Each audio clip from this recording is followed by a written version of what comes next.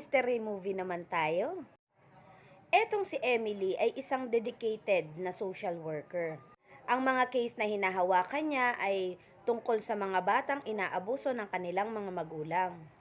At dahil dito, itong si Emily natatambakan siya ng trabaho. And then one time, yung boss niya, sabi niya, ilang case ba yung hawak mo? Ang sagot ni Emily, 38. 38 case ang hawak ko ngayon. Tapos sabi ng boss, oh, ito pa ang isa. So, ito na, papasok na yung case number 39. Dito ay makikilala ni Emily si Lilith or Lilith. Basta yun. Si Lilith ay 10 years old and yung parents niya, katakataka na hindi naman siya sinasaktan physically. Pero parang neglected talaga yung bata.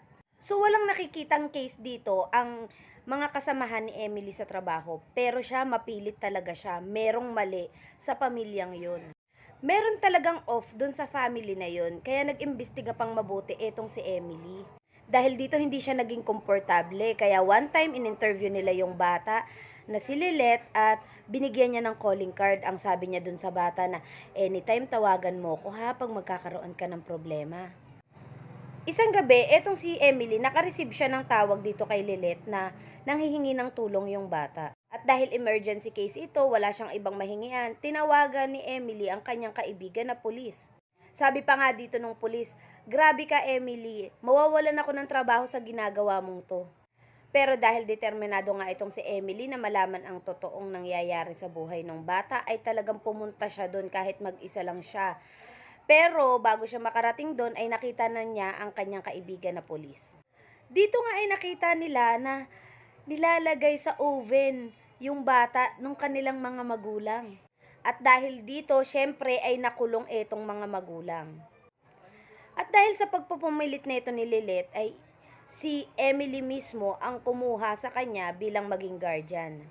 At dito na mangyayari ang lahat ng kababalaghan at katatakutan sa buhay ni Emily.